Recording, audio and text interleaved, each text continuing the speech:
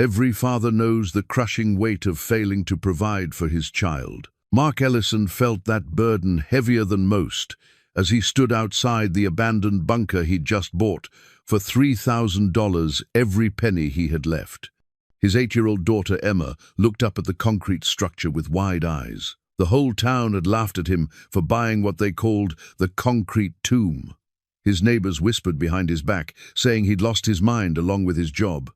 Mark had bought this old War II bunker because it was all he could afford after losing everything.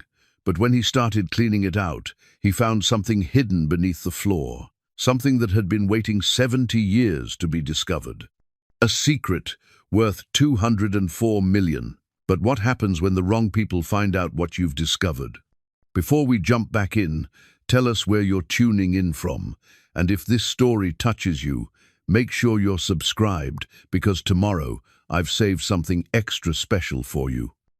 Mark Ellison twisted the simple gold wedding band around his ring finger, a habit he'd developed in the 2 years since Sarah's death. The morning light filtered through the dusty windows of their cramped one-bedroom apartment, casting long shadows across Emma's drawings taped to the refrigerator. Each colorful picture showed the same theme, a little girl and her daddy, always holding hands. "Morning, sunshine," Mark whispered as Emma padded into the kitchen, her dark hair tousled from sleep. She had her mother's eyes warm brown with flecks of gold that caught the light when she smiled. Those eyes had been Mark's anchor through the darkest days of his life. "Are we really going to live in that place today, Daddy?" Emma asked, climbing onto the kitchen stool that wobbled despite Mark's repeated attempts to fix it. Everything in their world seemed to wobble these days, their finances, their future, Mark's confidence as a father. Mark poured orange juice into Emma's favorite cup, the one with the chipped handle that Sarah had bought at a garage sale years ago. He couldn't bring himself to throw it away, just like he couldn't remove his wedding ring or pack away Sarah's books that still lined their makeshift shelf. "We're going to take a look at it first," Mark said, his voice steady despite the uncertainty gnawing at his chest. "Remember what Mummy always said about adventures?" Emma's face brightened. "Every adventure starts with a single brave step." Sarah had said that during Emma's first day of kindergarten, and again when they'd moved to this small town of Cedar Falls after her cancer diagnosis, Sarah believed that courage wasn't the absence of fear, but taking that step forward despite being afraid. Mark wondered what she would think of this particular step he was taking. The bunker had been advertised in the local paper's classified section, buried between ads for used furniture and farm equipment. Historic WW2 structure, sold as is. 3-0 firm. Mark had called the number 3 times before working up the courage to arrange a meeting with the seller, an elderly man named Henry Walsh, whose grandfather had owned the property. "Most folks think I'm crazy for even trying to sell it," Henry had said, his weathered hands shaking slightly as he signed the deed transfer. "Been sitting empty for 70 years, nothing but concrete and bad memories, if you ask the old-timers in town." But Mark wasn't asking the old-timers. He was asking his empty bank account and the eviction notice tucked behind Emma's artwork on the refrigerator. $3,000 was everything he had left after the medical bills, the funeral expenses, and 18 months of unemployment in a town where construction work had dried up like autumn leaves. His mother-in-law, Patricia, had made her position clear during their last phone call. "That child needs stability, Mark. She needs a proper home with proper supervision. If you can't provide that—" Mark had hung up before she could finish the threat they both knew she was capable of carrying out. Patricia had never approved of her daughter marrying a construction worker, and Sarah's death had given her ammunition she'd been stockpiling for years. The court-appointed social worker, Mrs. Chen, was kind but thorough. She'd been understanding about Mark's employment situation, but understanding only stretched so far when a child's welfare was involved. "The bunker might not look like much from the outside," Mark told Emma as they drove the winding road toward the outskirts of town.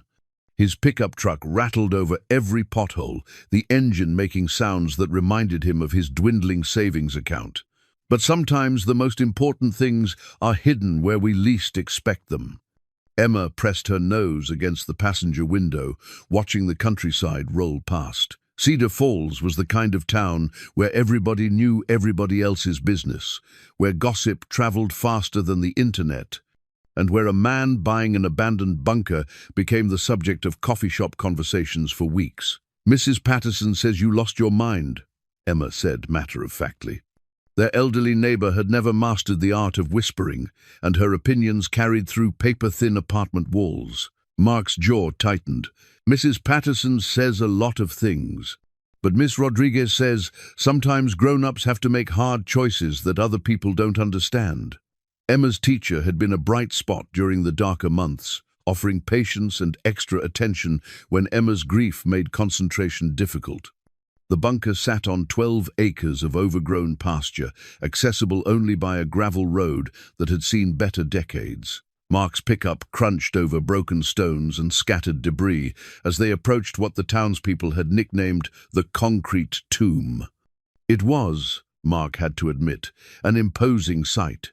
The main structure rose from the earth like a grey monument to forgotten wars, its flat roof covered in weeds and its walls stained with decades of weather. Small, rectangular windows, now covered with rusted metal sheets, dotted the facade like closed eyes. The entire structure measured roughly 60 feet long by 30 feet wide, built from reinforced concrete thick enough to withstand bombing runs that never came to rural Pennsylvania. "It looks like a giant's grave," Emma observed, her voice small in the vast silence that surrounded them. Mark parked the truck and sat for a moment, his hands gripping the steering wheel. Sarah's voice echoed in his memory. "Home isn't a place, Mark. It's wherever we choose to build our love." She'd said that during their first apartment viewing, a cramped space above a bakery that smelled like yeast and dreams. "Come on, sweetheart," Mark said, opening his door. "Let's see what we've got."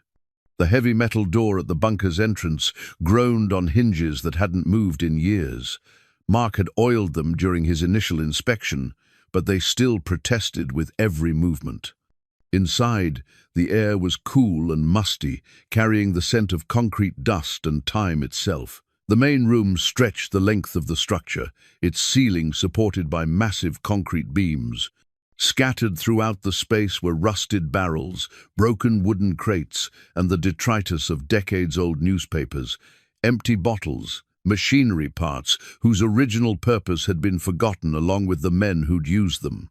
Emma stayed close to Mark's side, her small hand finding his. "It's bigger than our apartment," she whispered. It was bigger, Mark realized. Much bigger.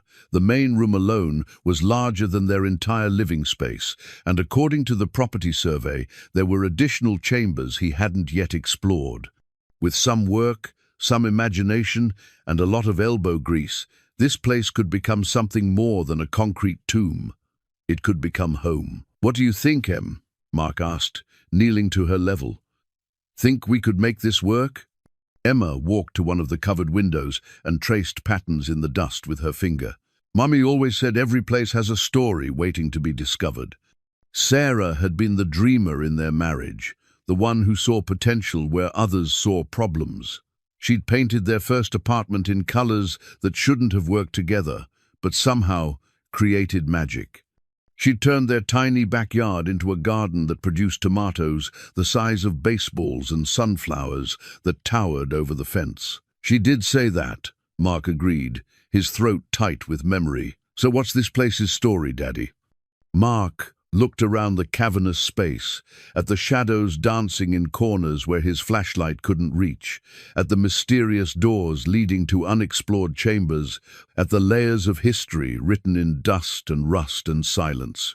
"I don't know yet, sweetheart," he said honestly, "but maybe that's our adventure finding out together."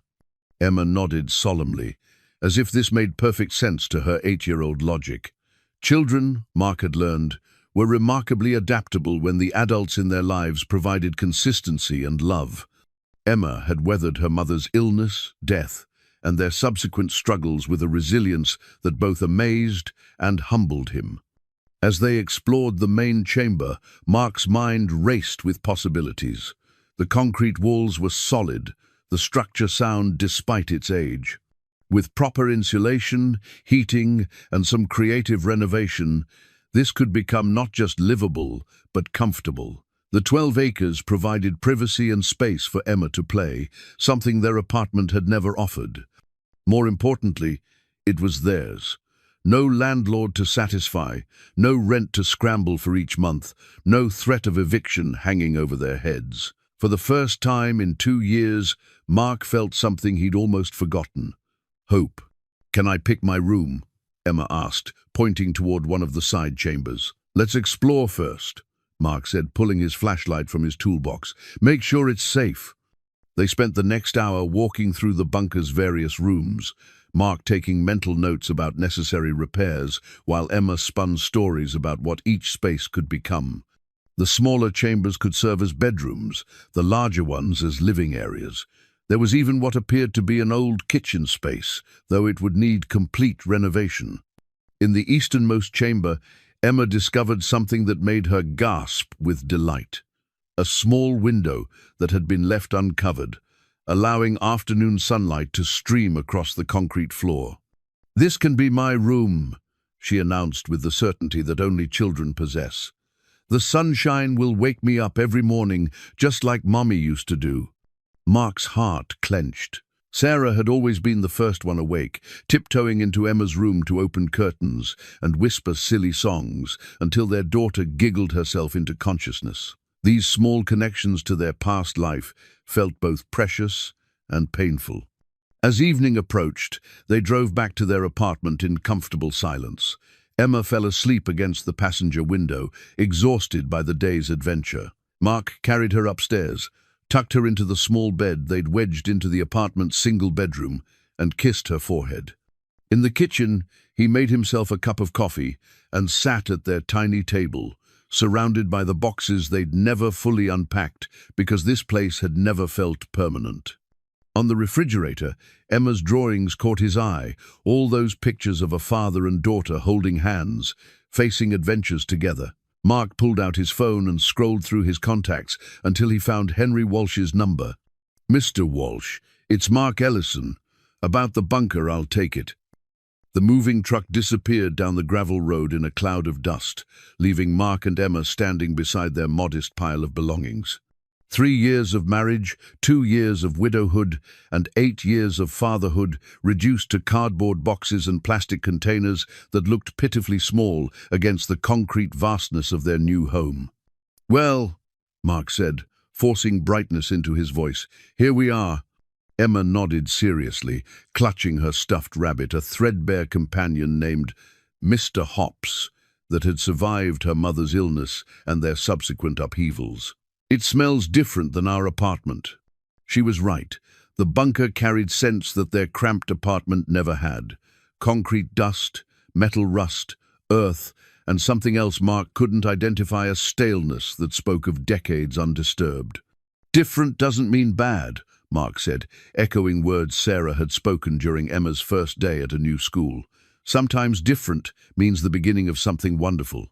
They spent the morning arranging their furniture in the main chamber, creating islands of familiarity in an ocean of grey concrete. Emma's bed went in the eastern room with the uncovered window, while Mark claimed a smaller, adjacent space.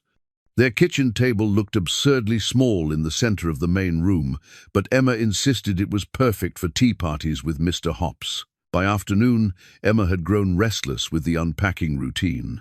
"Can I play outside, Daddy?"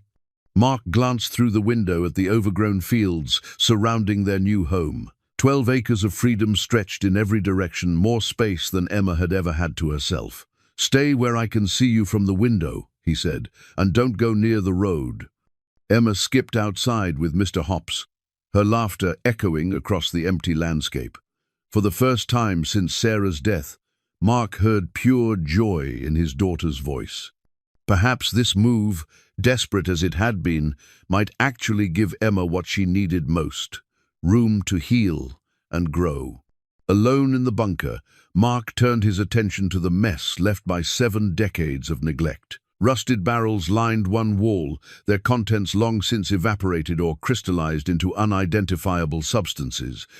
Broken wooden crates scattered throughout the space bore faded military markings that were barely legible. Old newspapers, brittle with age, contained headlines about rationing and victory gardens. Mark started with the newspapers, carefully gathering them into piles for disposal. The dates ranged from 1943 to 1945, chronicling the final years of World War II. Some were local papers from Cedar Falls, others from Pittsburgh and Philadelphia.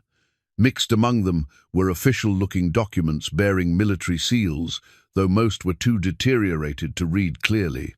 One headline caught his attention: "Local Bunker Facility Aids War Effort."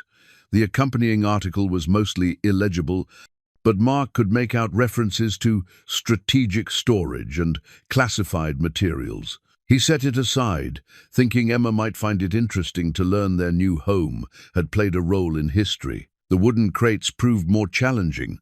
Most had rotted beyond salvage, their contents scattered across the concrete floor: rusty tools, corroded metal parts, and what appeared to be the remains of radio equipment. But as Mark cleared away the debris, he noticed something odd about the flooring beneath. In the northwest corner of the main chamber, several concrete blocks seemed different from the rest.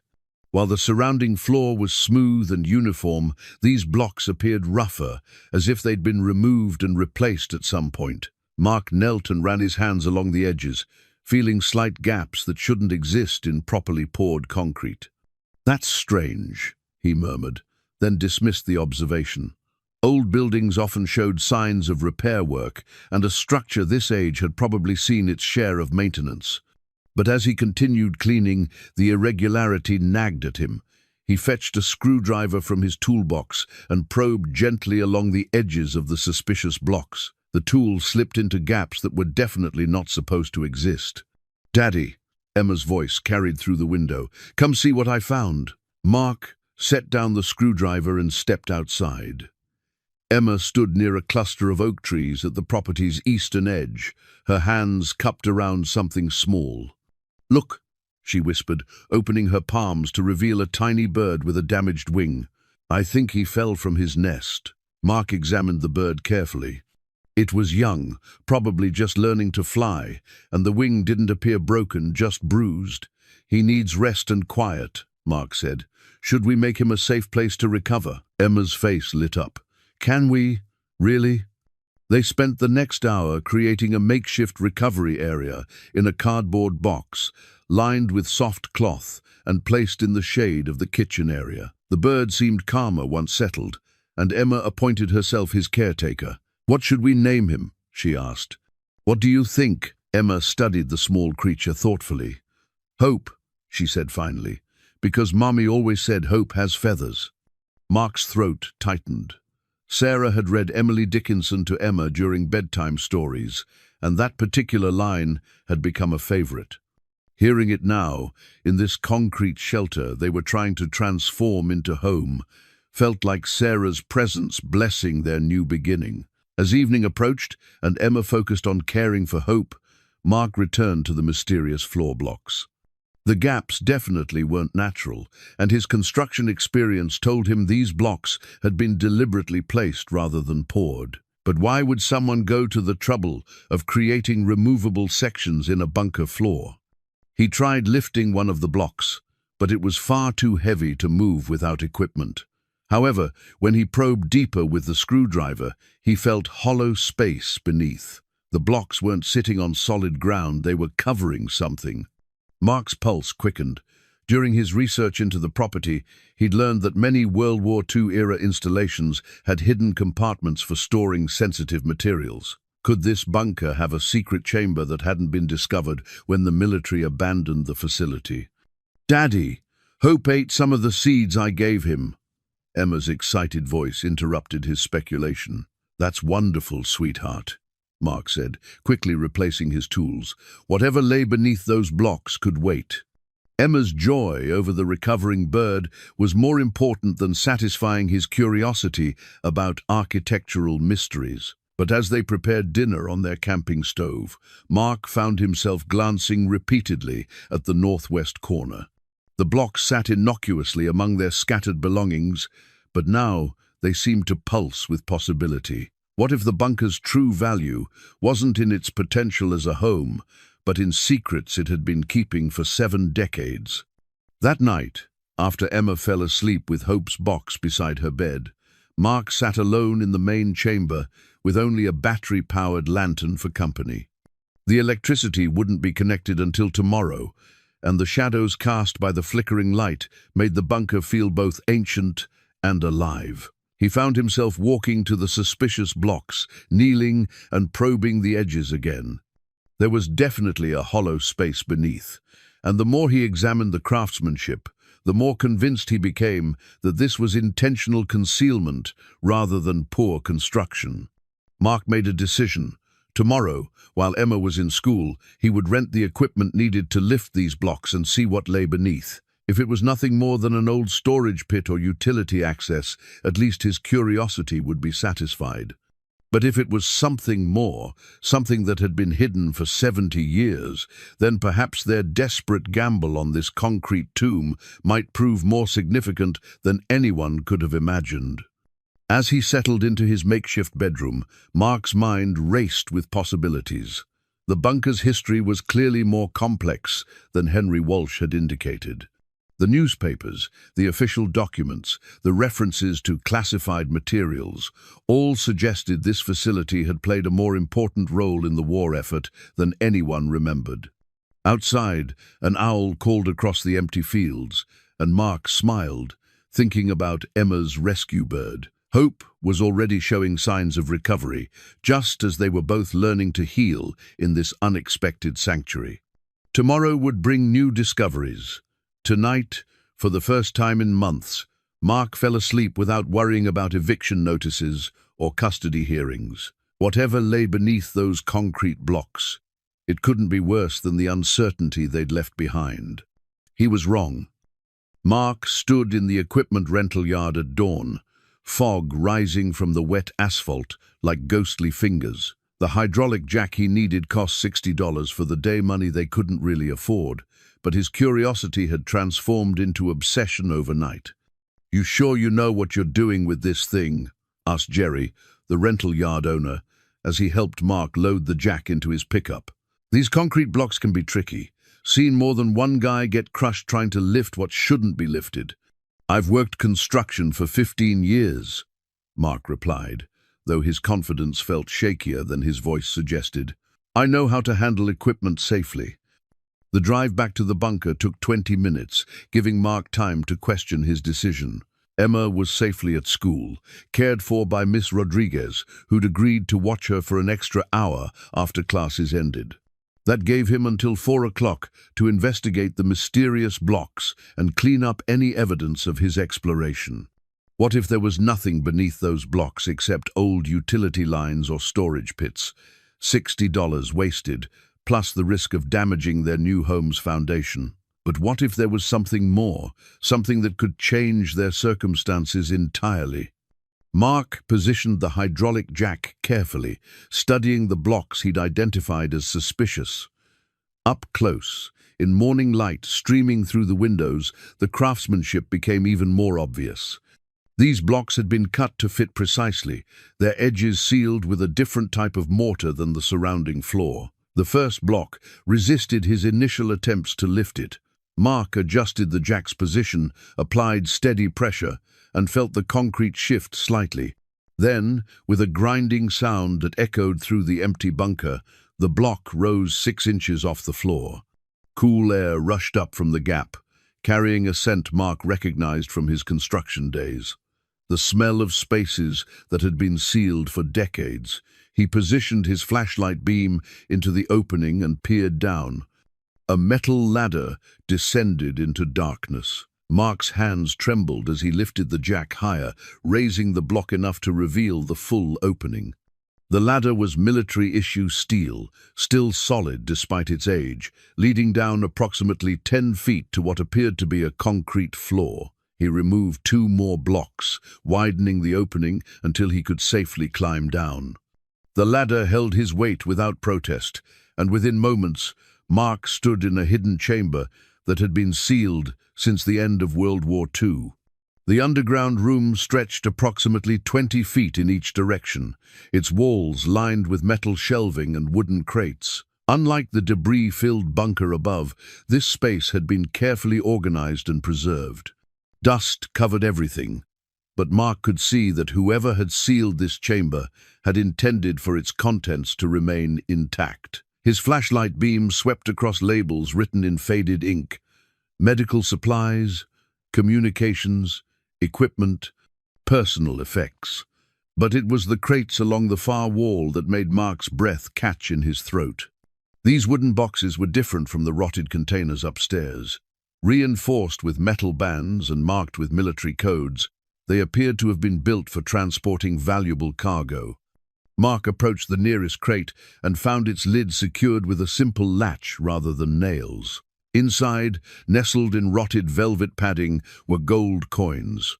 Not just any coins, these bore the unmistakable stamp of the Third Reich, their surfaces still gleaming despite 7 decades in darkness. Mark lifted one with trembling fingers, feeling its substantial weight. His construction background had taught him enough about precious metals to recognize genuine gold when he saw it. The crate contained dozens of coins, organized in neat rows. Mark opened the adjacent crate and found more of the same, along with what appeared to be precious stones, emeralds, rubies, and diamonds that caught his flashlight beam and threw it back in brilliant fragments. "My God," Mark whispered, his voice swallowed by the chamber's silence. He moved methodically through the room, documenting what he found with his phone's camera. Each crate contained similar treasures: gold bars, jewelry, more coins, and stones. On the metal shelving, leather-bound ledgers recorded entries in multiple languages: German, French, English, with columns of numbers that suggested inventory records. In the corner of the chamber, Mark discovered something that made his heart race: a military footlocker with U.S. Army stenciled on its side. Inside, he found documents bearing official seals, photographs of men in uniform, and a letter written on War Department letterhead. The letter was dated December 15, 1945, and addressed to Recovery Team 7. Mark's hands shook as he read the faded typescript. The materials secured during Operation Golden Dawn are to remain classified indefinitely. Under no circumstances should the recovered assets be transferred to standard military channels. These items represent recovered Allied property, stolen by enemy forces, and must be preserved as evidence for future war crimes proceedings. The letter was signed by a General Morrison, whose signature had faded but remained legible. Mark photographed the letter and continued exploring. The chamber contained more than just treasure. It held the remnants of a secret operation that had been buried along with the end of the war. The ledgers detailed the recovery of stolen art, gold, and precious stones from Nazi supply lines, all catalogued and stored in this hidden vault. But why had it been abandoned? Why hadn't the military recovered these materials after the war ended? Mark's phone buzzed with a text from Miss Rodriguez. "Emma's doing great. She's helping me grade papers. Take your time." The message reminded Mark that he had a life above ground, a daughter who needed him, and responsibilities that extended beyond this underground treasure chamber. But as he climbed back up the ladder, his mind raced with possibilities. The conservative estimates he'd learned from watching appraisal shows suggested the gold alone could be worth hundreds of thousands of dollars. The precious stones were harder to evaluate, but some appeared flawless to his untrained eye. If even half of what he'd seen was genuine and legally recoverable, it could represent financial security beyond his wildest dreams. Mark replaced the concrete blocks carefully, sealing the chamber once again. But first, he removed one gold coin and a small ruby samples he could have appraised discreetly to determine the treasure's true value. As he returned the hydraulic jack to the rental yard, Mark's mind churned with questions. Who had the legal right to this treasure? The military that had hidden it? The families of Holocaust victims from whom it had been stolen, the current property owner, which was now him. That evening, Emma chatted excitedly about her day at school, while Mark prepared dinner with hands that still trembled slightly from his discovery. He watched his daughter's animated gestures and bright smile, thinking about college funds and opportunities he'd never imagined being able to provide. "Daddy, you seem different today," Emma observed with the perceptiveness that never failed to surprise him. "Happy different? Did something good happen?" Mark knelt to her level, studying the face that was so much like her mother's. "Maybe," he said carefully, "but sometimes, when good things happen, we have to be very careful about how we handle them. Like when I found Hope, you said we had to be gentle and patient. Exactly like that, sweetheart." That night, after Emma fell asleep with Hope's recovery box beside her bed, the bird was now hopping around and would soon be ready for release. Mark sat at their small kitchen table with the coin and ruby he'd retrieved. Under the light of their camping lantern, both objects seemed to pulse with possibility.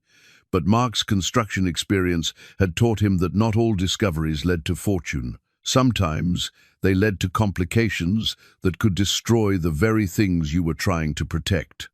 He thought about Sarah's advice during difficult decisions. When you don't know what to do, start with what you know is right. What Mark knew was right was protecting Emma and providing her with stability and security. Everything else was secondary to that fundamental responsibility. The treasure beneath their floor could be the answer to all their problems. Or it could be the beginning of dangers he couldn't yet imagine. Tomorrow, he would begin the careful process of learning more about what lay beneath their home. But tonight, he simply sat in their concrete sanctuary, listening to his daughter's peaceful breathing and marveling at how quickly their desperate gamble had transformed into something that might save them both. Mark's hands shook as he set the coffee cup down at Murphy's Diner, the small-town restaurant where locals gathered for breakfast, gossip, and afternoon speculation. The gold coin felt heavy in his pocket, wrapped in tissue paper like a secret that might burn through the fabric if held too long. "You seem nervous, son," observed Frank Murphy, the diner's owner, as he refilled Mark's cup. Frank was the kind of man who'd lived in Cedar Falls his entire 73 years and considered himself an expert on human nature. "Just adjusting to the new place," Mark replied, forcing his voice to remain steady. "Big change for Emma and me." Frank nodded knowingly. "Bunker's got quite a history, from what the old-timers say. My grandfather used to tell stories about strange goings-on out there during the war years. Military trucks coming and going at all hours, men in suits who wouldn't talk to locals." Mark's pulse quickened, but he kept his expression neutral. "Really? What kind of goings-on?" "Oh, you know how stories get embellished over the decades," Frank said with a shrug. "Probably just standard military storage, though there were rumors about recovered Nazi gold and stolen artwork. Grandfather swore he saw crates being moved in the middle of the night, guarded by soldiers who acted like they were handling something mighty important." The coin in Mark's pocket seemed to grow heavier with each word. "Any idea what happened to whatever was stored there?" Frank leaned against the counter, clearly enjoying the opportunity to share local lore. "Story goes that after the war ended, some government boys came through and cleaned everything out. But Grandfather always claimed they missed something, said the ground out there was disturbed in places that didn't match the official records." Mark finished his coffee quickly and headed to his next stop, Piedmont Antiques, a shop owned by Harold Piedmont, whose reputation for discretion was matched only by his expertise in evaluating historical artifacts. The shop occupied a converted Victorian house on Cedar Falls Main Street, its rooms filled with furniture, jewelry, and collectibles spanning 2 centuries. Harold himself was a thin man in his 60s, with silver hair and wire-rimmed glasses that gave him the appearance of a scholarly owl. "I have something I'd like you to look at," Mark said, glancing around to ensure they were alone. "It's just a curiosity, something I found while cleaning out the bunker." Harold's eyebrows rose with interest. "The old military installation? Fascinating piece of local history. I've always wondered what secrets that place might hold. Mark unwrapped the gold coin carefully, placing it on Harold's examination table. The older man's expression changed immediately, his scholarly detachment replaced by sharp focus. "May I?" Harold asked, reaching for a jeweler's loupe. Mark nodded, watching as Harold examined the coin with practiced precision. The antique dealer's face remained impassive, but Mark caught the slight widening of his eyes when the loupe revealed details invisible to casual observation. "This is quite remarkable," Harold said finally. "Third Reich gold, probably 1943 or 1944 mintage. The condition is exceptional. It's been stored in ideal conditions for decades." "Where exactly did you find this?" "In some debris," Mark said carefully, "mixed in with other wartime materials. Is it valuable?" Harold set down his loupe and studied Mark with sharp eyes. "This single coin is worth approximately $3,000 to the right collector. But Mr. Ellison, I have to ask, are there more where this came from?" Mark's heart hammered against his ribs. If one coin was worth $3,000, then the dozens he'd seen in that first crate alone represented a fortune beyond anything he dared imagine. "I'm not sure," he said, still cleaning out the place. "Why do you ask?" "Because Nazi gold has a complicated history," Harold replied, his voice taking on a serious tone. "Much of what the Reich accumulated was stolen from occupied countries and Holocaust victims. There are legal and ethical considerations when such items surface. However, if this was recovered by Allied forces during the war, the situation becomes more complex." Mark nodded, trying to appear only mildly interested while his mind raced. "What would someone do if they found more items like this?" "Depend on the circumstances," Harold said.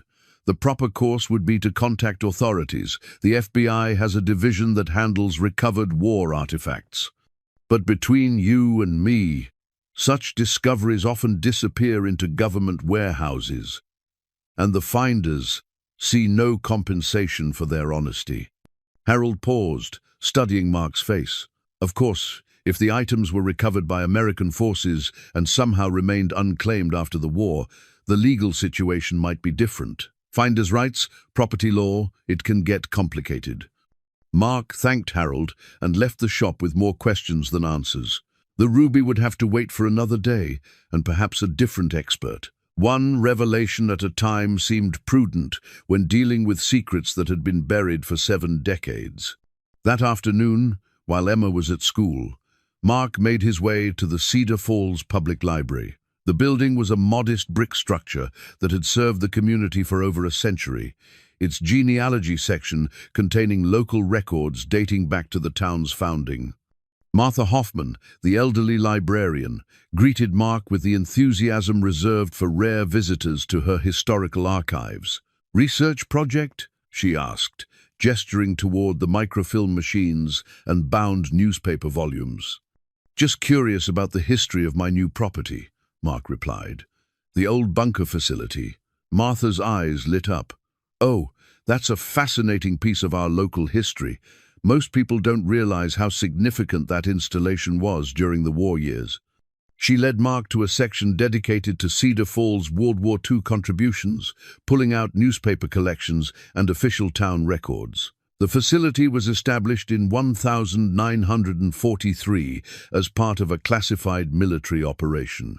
The official designation was Supply Depot 47, but the locals always suspected it was something more important than standard supply storage.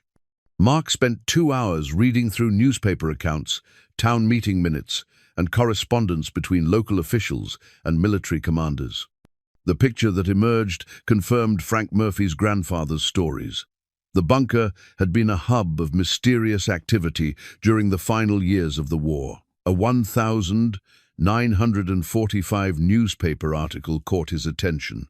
Military personnel complete final operations at local facility. The brief piece mentioned that classified materials had been secured for transport to permanent facilities, but provided no details about what those materials might have been.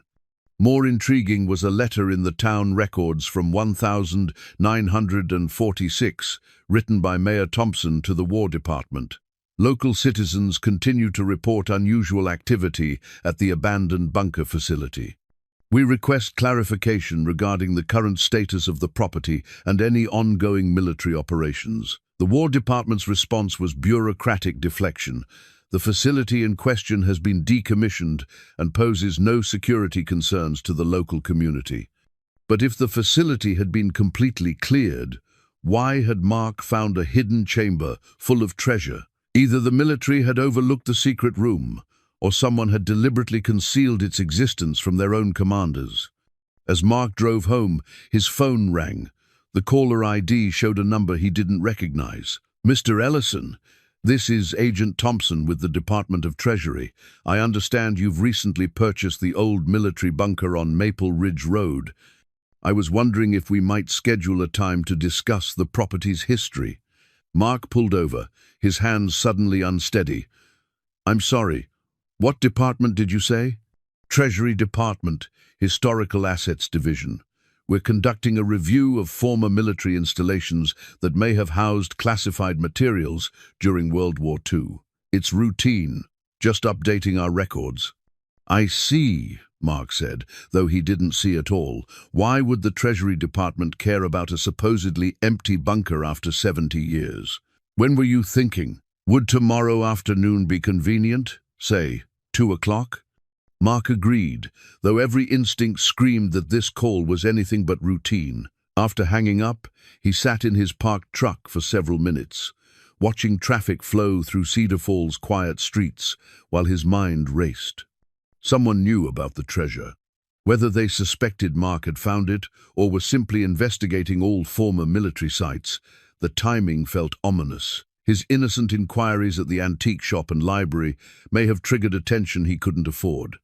That evening, as Emma helped Hope practice flying in the main chamber of their bunker home, Mark watched his daughter's joy and felt the weight of impossible choices. The treasure beneath their feet could provide Emma with opportunities he'd never dreamed possible: college, travel, financial security that would last her lifetime. But it might also bring dangers that could destroy the fragile stability they'd begun to build in this concrete sanctuary. "Daddy, Hope is almost ready to go home," Emma announced, watching the small bird hop confidently around the makeshift recovery area. "Do you think he'll remember us after he leaves?" Mark knelt beside his daughter, studying her serious expression. "I think Hope will always remember the people who helped him when he needed it most," he said. "That's what gratitude means, carrying love with you even after circumstances change." Emma nodded solemnly, then brightened. "Just like how I still remember Mummy, even though she can't be with us anymore." "Exactly like that, sweetheart." As they prepared for bed, Mark made a decision. Tomorrow he would meet with Agent Thompson and carefully gauge what the government knew about the bunker's secrets. But tonight, he would document everything he'd found in the hidden chamber, creating a record that could protect Emma's interests, regardless of what complications lay ahead. Some treasures, he was learning, came with prices that weren't immediately apparent. The question was whether he was prepared to pay whatever cost might be demanded to secure his daughter's future.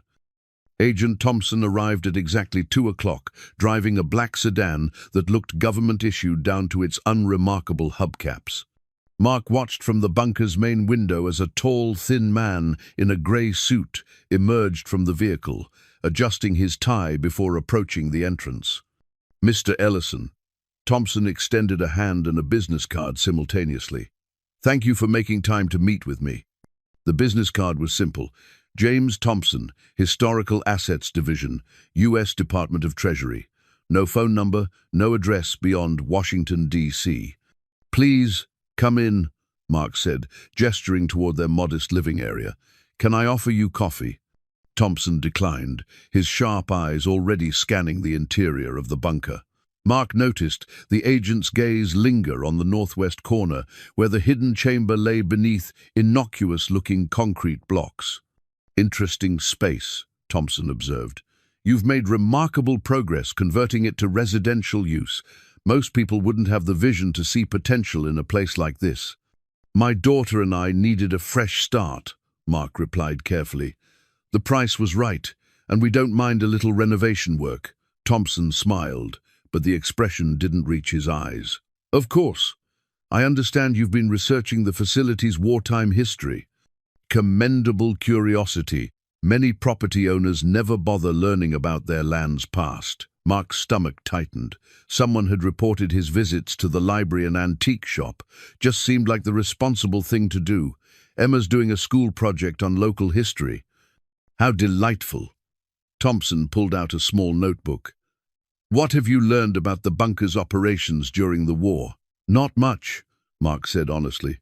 Some kind of supply depot, apparently. The records are pretty sparse. Thompson nodded as if this confirmed his expectations. Supply Depot 47 was indeed the official designation. However, the facility's actual purpose was somewhat more specialized.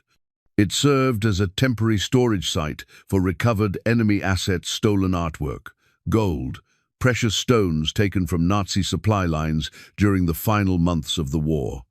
Mark's mouth went dry, but he forced himself to appear only mildly interested. Really? That sounds fascinating. Oh, it was quite an operation, Thompson continued, watching Mark's face closely. Recovery Team 7, led by a Colonel Morrison, processed hundreds of items through this facility between 1944 and 1945. Art masterpieces, religious artifacts, personal jewelry, stolen from Holocaust victims, all catalogued and prepared for return to rightful owners or appropriate institutions. What happened to it all? Mark asked. Officially, everything was transferred to secure federal facilities for processing and eventual repatriation. Thompson paused meaningfully. However, there are indications that some materials may have been overlooked during the final evacuation. The agent stood and walked to the northwest corner, his shoes clicking against the concrete floor. Mark held his breath as Thompson knelt and ran his fingers along the edges of the blocks, concealing the hidden chamber. Fascinating craftsmanship, Thompson murmured. These blocks show signs of being removed and replaced multiple times, almost as if someone had been accessing something beneath. The previous owner mentioned doing some utility work over the years, Mark said, though his voice sounded strained even to his own ears. Thompson stood and brushed dust from his hands. Mr. Ellison, I'm going to be direct with you. We have reason to believe this facility contains materials that were never properly recovered. If such items exist, they remain property of the United States government, held in trust for eventual repatriation to legitimate claimants. I understand, Mark said. I hope you do. Thompson's tone became more serious. Because there are others interested in this property, individuals whose motives are far less benevolent than the government's. Treasure hunters, black market antiquities dealers, people who wouldn't hesitate to hurt innocent families if they believed significant wealth was at stake. Mark's blood chilled. Are you saying Emma and I are in danger? I'm saying that certain discoveries can attract unwanted attention very quickly in today's interconnected world. A single photograph posted online, an artifact shown to the wrong person, a careless conversation overheard by interested parties, any of these could trigger responses you're not prepared to handle. Thompson handed Mark another business card, this one with a phone number. If you discover anything at all related to the bunker's wartime activities, I strongly encourage you to contact me immediately, for your own safety and that of your daughter. After the agent left, Mark sat in the sudden silence of the bunker, his hands shaking slightly. Thompson's visit had answered some questions while raising others far more troubling. The government knew about the hidden chamber, or at least suspected its existence, but they didn't seem to know that Mark had already found it. More disturbing was Thompson's warning about others who might be interested in the bunker's secrets. Mark had naively assumed that a 70-year-old mystery would remain safely buried, but apparently, some secrets never stopped attracting dangerous attention. That afternoon, Mark drove to the Cedar Falls Community College, where Professor Davies taught American history. He'd found the professor's name in one of the library's reference books as a local expert on World War II operations in Pennsylvania. Davies was a woman in her 60s with silver hair and intelligent eyes behind wire-rimmed glasses. Her office was cramped with books, papers, and artifacts from various historical periods. "The bunker installation?" she said when Mark explained his interest. "Oh, that's one of my favorite local mysteries. I've been researching Operation Golden Dawn for over 20 years. Operation Golden Dawn, the classified mission that Recovery Team 7 conducted throughout Pennsylvania and Ohio. They were tasked with intercepting Nazi supply convoys and securing stolen assets before they could be shipped to South America." Professor Davies pulled out a thick folder.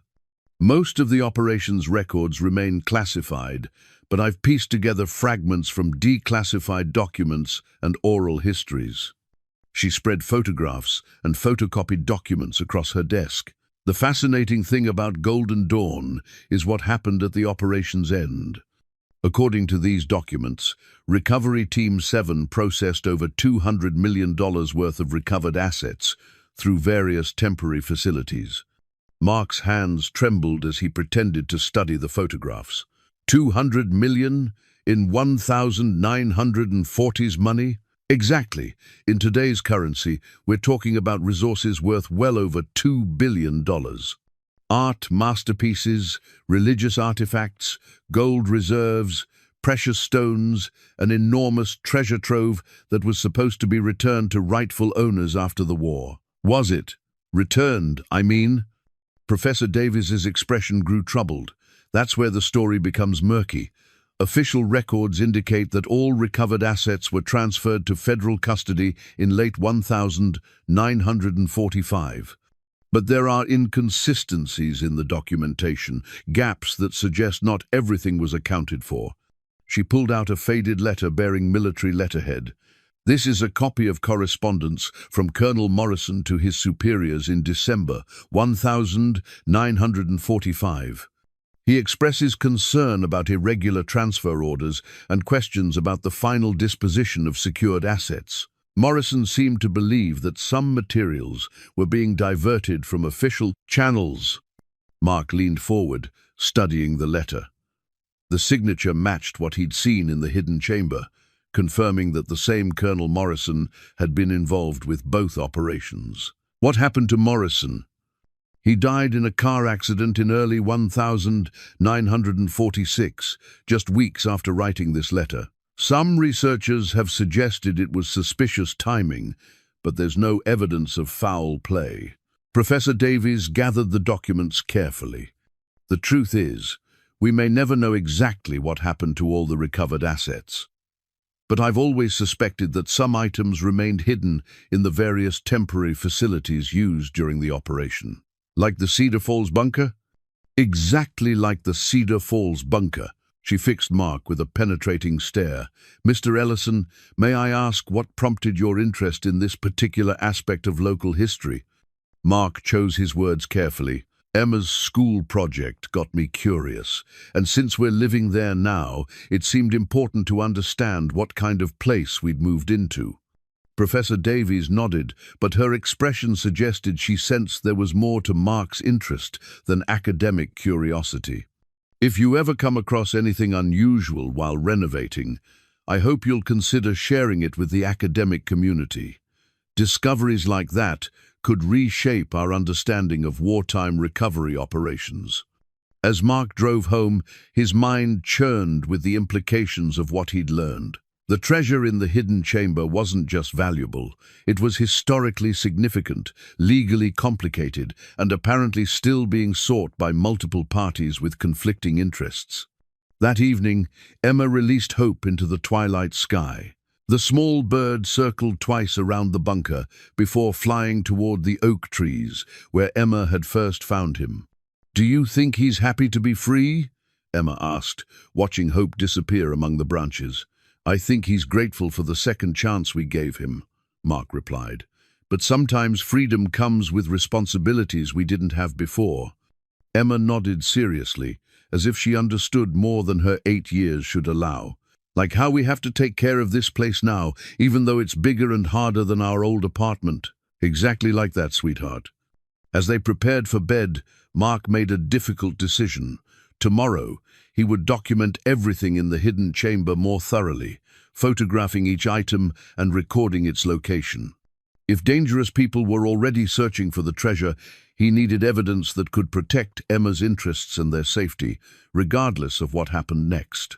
But tonight, he simply held his daughter close and marveled at how quickly their desperate gamble on an abandoned bunker had evolved into something far more complex than either of them could have imagined. Outside, an owl called across the empty fields, and Mark wondered if they were the hunters or the hunted in this game they'd accidentally joined. Mark sat at their small kitchen table at 3 in the morning, surrounded by printed photographs from the hidden chamber and pages of handwritten notes. Emma slept peacefully in her room, unaware that her father had spent the past week documenting a treasure worth more than most people would see in multiple lifetimes.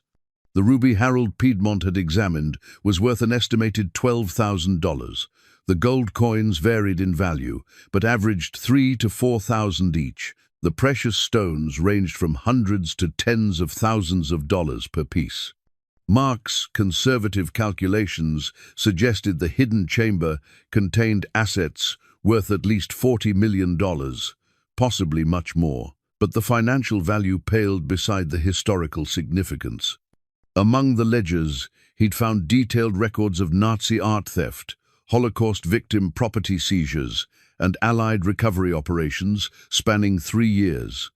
The documents painted a picture of systematic looting, followed by heroic efforts to return stolen items to rightful owners. What haunted Mark was a personal journal he'd discovered in Colonel Morrison's footlocker.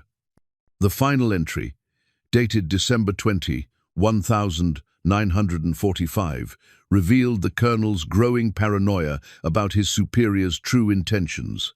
Orders came today to transfer remaining assets to secure federal custody. But Henderson let slip that some materials are destined for private collectors, who've made substantial contributions to certain senators' campaigns. I cannot allow Holocaust victims' belongings to become political favors. Some things are worth more than careers or safety. Mark now understood why the chamber had remained hidden. Morrison had concealed the treasure not from the enemy, but from his own corrupt superiors. The colonel had died protecting assets that were meant to be returned to families destroyed by war, not sold to wealthy American collectors seeking exotic trophies. A sound outside the bunker made Mark freeze. Footsteps on gravel, barely audible but unmistakably real. He quietly moved to the window and peered through the darkness. 2 figures moved across the property with practiced stealth, their shapes barely visible in the moonlight. One carried what appeared to be a metal detector, while the other held equipment Mark couldn't identify. They weren't government agents, their clothing and movements suggested military training, but their purpose was clearly unauthorized. Mark's heart hammered as he realized Thompson's warning had been accurate. Others were indeed searching for the bunker's secrets, and they weren't waiting for daylight or permission. He crept to Emma's room and gently shook her awake. Honey, we need to go for a car ride." "What's wrong, Daddy?" Emma's voice was small and confused in the darkness. "Just some people outside who shouldn't be here. We're going to stay in town tonight, okay?" Emma nodded sleepily, trusting her father's judgment without question. Mark grabbed their essential belongings and his documentation of the treasure, then led Emma quietly to their pickup truck, parked behind the bunker. They drove to a 24-hour diner on the outskirts of town, where Mark bought coffee and called the Cedar Falls police. But when officers arrived at the bunker an hour later, they found no evidence of intruders. The prowlers had vanished as silently as they'd appeared, leaving only faint footprints that could have been made by anyone. "Probably just kids looking for a place to party," suggested Officer Martinez. "Old bunkers got a reputation for attracting teenagers who want to impress their friends with ghost stories." Mark nodded and thanked the officers, but he knew what he'd seen weren't teenagers. The figures had moved with military precision, searching methodically for something specific. They were professionals, which meant whoever employed them had substantial resources and serious intentions. The next morning, Mark called Professor Davies and arranged to meet at her office. He needed advice from someone who understood the historical context of what he'd discovered, someone who might help him navigate the legal and ethical complexities of his situation. "You look exhausted," Professor Davies observed when Mark arrived at her office. "Is everything all right?" Mark had spent the drive to the college debating how much to reveal. Professor Davies had been researching Operation Golden Dawn for decades, but could he trust her with knowledge that had already attracted dangerous attention? "I found something," Mark said finally. "At the bunker. Something I think you should see." He pulled out a photograph of one of the ledgers, showing Morrison's handwriting and military seals. Professor Davies examined the image with growing excitement, then looked at Mark with sharp attention. "This is authentic correspondence from Colonel Morrison. Where exactly did you find this?" "In a hidden chamber beneath the bunker's main floor. There's more, much more. Documents, artifacts, evidence of everything you've been researching about Operation Golden Dawn." Professor Davies leaned back in her chair, studying Mark's face carefully. "Mr. Ellison, what you're describing could be the historical discovery of the century, but it could also be extremely dangerous. Have you contacted authorities?" "Agent Thompson from Treasury visited me last week. He seemed to know that something might be hidden there, but I didn't tell him I'd already found it." "Good," Professor Davies said, surprising Mark with her vehemence. "Thompson isn't who he appears to be. I've encountered him before during my research, and his interest in Operation Golden Dawn goes beyond official government business." Mark's blood chilled. "What do you mean?" "There are collectors, extremely wealthy individuals who specialize in wartime artifacts. They pay enormous sums for items with Nazi provenance, regardless of how those items were originally acquired. Thompson has connections to that world, connections that compromise his objectivity as a government agent." Professor Davies stood and paced to her window, looking out at the peaceful college campus. "Mr. Ellison, if you've truly found Morrison's hidden cache, you're sitting on assets worth hundreds of millions of dollars. But more importantly, you may have found evidence that could identify the rightful owners of stolen property families who have spent 70 years wondering what happened to their heritage. What should I do?" "That depends on what kind of man you are," Professor Davies said, turning to face him. "You could contact Thompson and surrender everything to federal custody, knowing that some items will disappear into private collections. You could try to sell pieces quietly and keep the money for yourself and Emma. Or you could do what Morrison intended, find a way to return stolen property to families who never stopped hoping for its recovery." Mark thought about Emma's college fund, about financial security, about opportunities he'd never imagined being able to provide. Then he thought about Morrison's journal, about Holocaust survivors who'd lost everything, about the colonel who died protecting assets meant for families destroyed by war. "How would someone go about finding the rightful owners?" Mark asked. Professor Davies smiled, and for the first time since this adventure began, Mark felt like he'd made a decision Sarah would have supported. "Very carefully," she replied, "and with partners who understand that some things are worth more than money." That evening, as Mark and Emma returned to the bunker, they found a note tucked under their front door. The message was brief and unsigned. "We know what you found. We'll be in touch soon to discuss terms." Mark crumpled the note, his jaw tightening with resolve. Whoever these people were, they'd made a critical error. They'd threatened his daughter's safety, which transformed this from a question of ethics into a matter of survival. Emma noticed his expression as they settled in for the night. "Daddy, are we in some kind of trouble?" Mark knelt beside his daughter, studying the face that had been his anchor through every storm they'd weathered together. "Maybe," he said honestly, "but we've faced difficult things before, haven't we?" Emma nodded solemnly. "When Mummy was sick, you said we were stronger together than apart." "That's right, sweetheart. And we're still stronger together." As Emma prepared for bed, Mark made preparations of his own. He documented the threatening note, secured copies of his treasure chamber photographs in multiple locations, and began planning for possibilities he'd hoped never to consider. Some battles chose you, regardless of whether you felt ready to fight them. Mark was learning that protecting Emma and honoring Morrison's legacy might require courage he wasn't sure he possessed. But courage, Sarah had always said, wasn't the absence of fear. It was taking that next step forward despite being afraid. Tomorrow, Mark would take whatever steps were necessary to protect his daughter and preserve Morrison's truth, even if those steps led him into dangers he couldn't yet imagine. Mark was photographing the final section of ledgers when his flashlight beam caught something he'd missed during previous visits to the hidden chamber. In the corner behind Morrison's footlocker, partially concealed by a canvas tarp, sat a smaller metal box bearing his grandfather's name, Staff Sergeant William Ellison, the 34th Infantry Division. His hands trembled as he opened the box. Inside, wrapped in oiled cloth, was a Purple Heart medal, discharge papers dated 1946, and a letter addressed to his grandfather in Morrison's handwriting. The date was December 22, 1945, 2 days after Morrison's final journal entry. "Bill," the letter began, "if you're reading this, then something has happened to me and the contingency we discussed has been activated. The assets secured in this chamber represent more than military property. They are the stolen heritage of families destroyed by war, and they deserve better than to become trophies for corrupt officials and wealthy collectors." Mark sat heavily on the concrete floor, his mind reeling. His grandfather had been part of Operation Golden Dawn, had known about the hidden chamber, had kept Morrison's secret for over 70 years.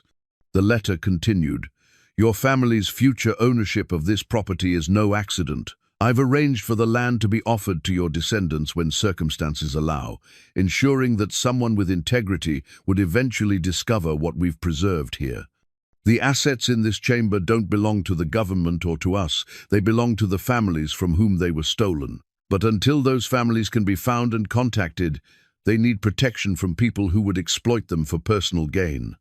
Mark's throat tightened as he read the letter's conclusion.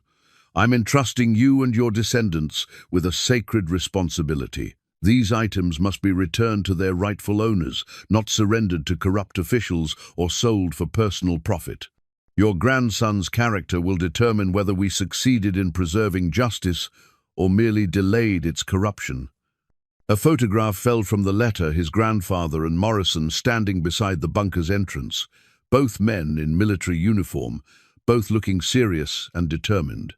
On the back, someone had written, "The Keepers of Trust, December 1945. Mark understood now why Henry Walsh had sold him the property for such a small amount. Walsh's grandfather must have been part of the conspiracy to ensure Morrison's cash eventually reached someone who could complete the colonel's mission. The seemingly random chain of events that had led Mark to this bunker had been carefully orchestrated decades before his birth.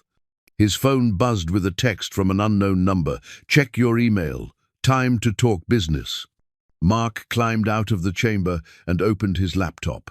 The email contained a single photograph.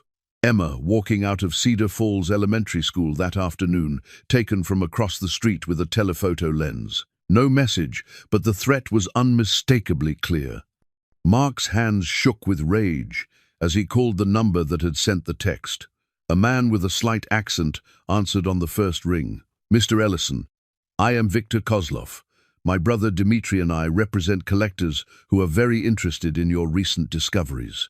If you go near my daughter again—" "Please," Kozlov interrupted. "We are businessmen, not monsters. The photograph was simply to demonstrate our capabilities and ensure your attention. We have no intention of harming anyone if reasonable arrangements can be made." "What kind of arrangements?" "You have found items of considerable value and historical significance.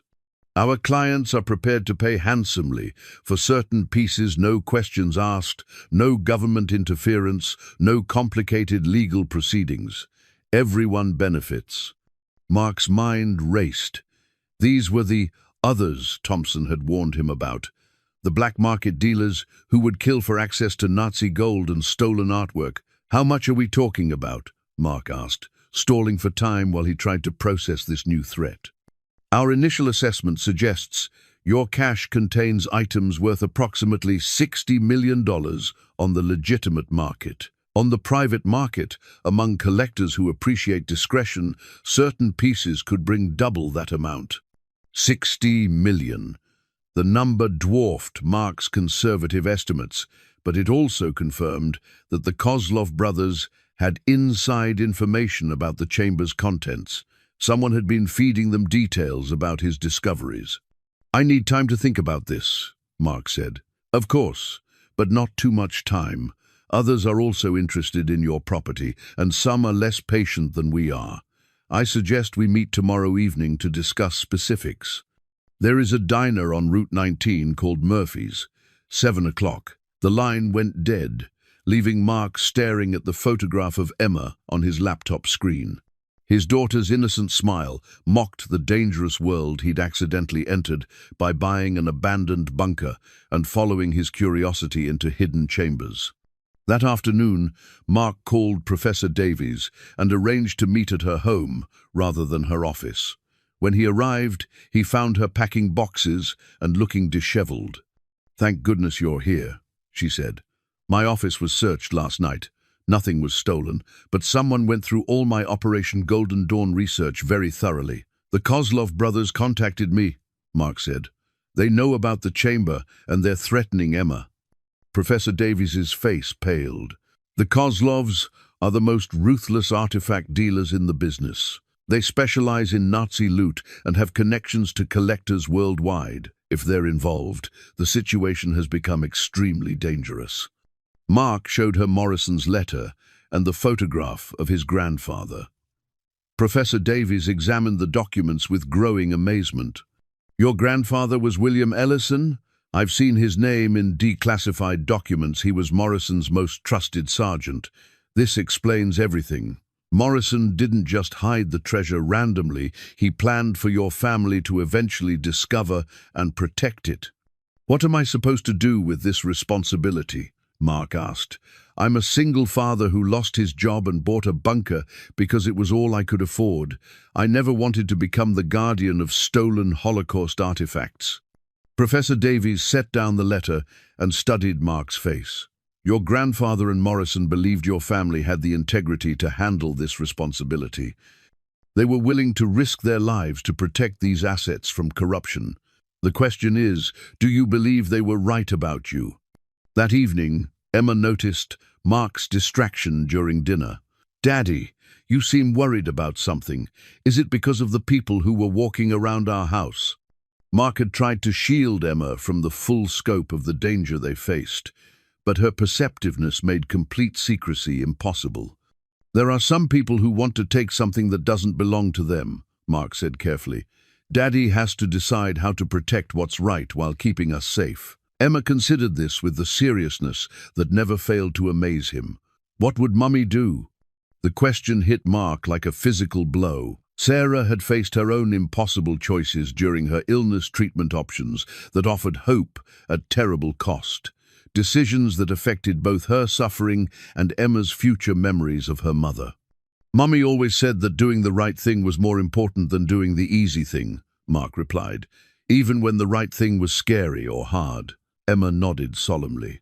"Like when she kept fighting the sickness even when she was really tired because she wanted to spend more time with us."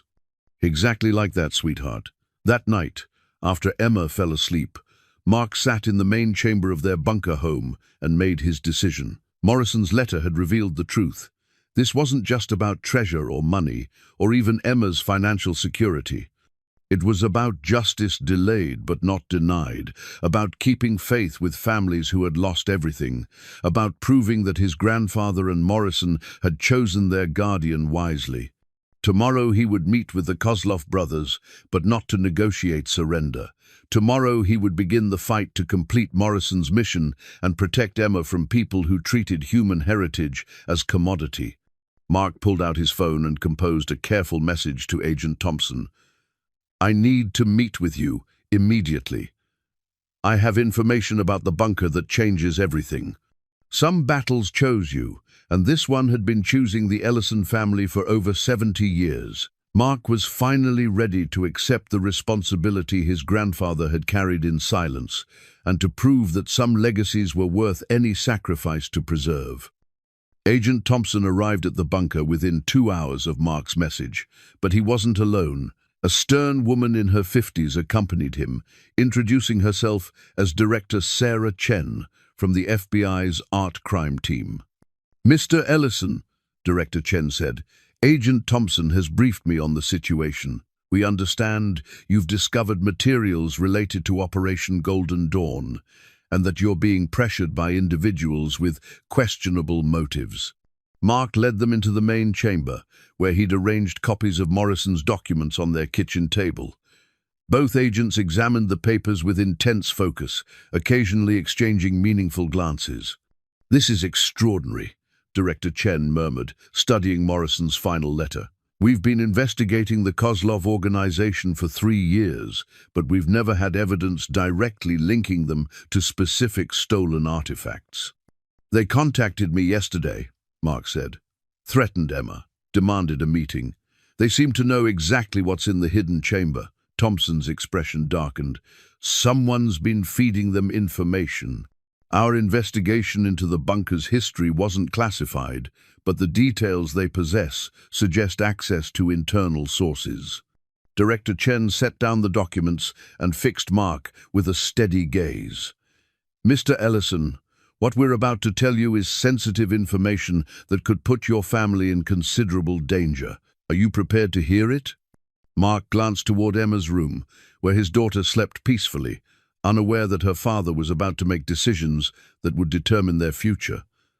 "I need to know what we're facing. The Kozlov brothers aren't just black market dealers," Director Chen explained. "They're part of an international network that specializes in laundering stolen cultural artifacts through legitimate auction houses and private collectors. They've been linked to thefts from museums, synagogues, and private collections across Europe and North America." She pulled out a tablet and showed Mark photographs of Viktor and Dmitry Kozlov, 2 men in their 40s with military bearing and calculating eyes. Viktor served in the Russian Special Forces before entering the antiquities trade. Dmitry has a background in organized crime. They're dangerous, well-funded, and persistent. Thompson leaned forward. "The problem is that we've never been able to prove their criminal activities. They're careful to maintain plausible deniability, using intermediaries and front companies to distance themselves from illegal acquisitions. Until now," Director Chen added, "if we can document their attempt to purchase known stolen artifacts from Morrison's cache, we'll finally have the evidence needed to shut down their entire operation." Mark felt a chill of understanding. "You want me to meet with them? To record them making an illegal offer?" "We want to give you that option," Director Chen clarified, "but we won't ask you to put yourself or Emma in danger without providing adequate protection and support." Thompson stood and paced to the window. "There's something else you need to know.